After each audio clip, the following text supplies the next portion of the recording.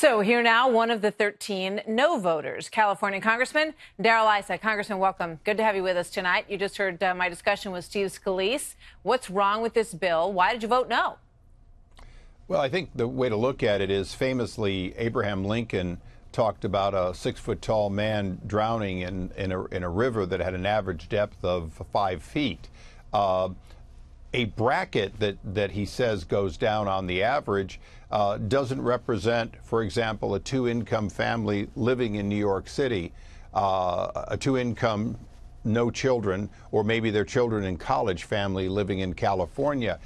There are a significant number in the millions of people particularly in California, New York, New Jersey, and states like that, who are going to actually have a tax increase.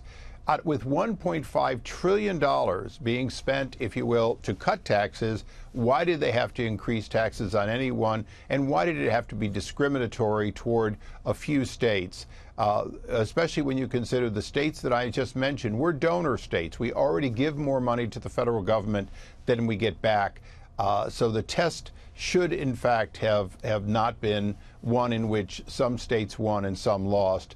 But I'm proud of those who cross party lines to say this tax could have been fairer than it was. Well, you know, there's a number of senators on the other side of Capitol Hill who are also likely to vote against this bill. How do you feel about possibly being part of those who keeps the GOP agenda from moving forward? Well, we can move the GOP agenda. There's no question at all. But we may have to change this bill. As they go into conference, there's nothing that would stop them from putting SALT back in and making real changes that would make it possible. One suggestion that Tom McClintock and I said was, look, if you put a provision in that says you will not pay a higher tax than you currently pay, which is what they imply in that last segment, let CBO score it and find an offset for that. I'm not saying you have to give back SALT, but I am saying that none of my constituents should pay more in what is in fact a $1.5 trillion tax cut, but that is what we are going to do in many cases. And many of those people will be middle-income people. They will not necessarily be in one group. They'll be in various brackets. Congressman Darrell Issa, thank you very much, sir. Good to see you tonight. Thank you.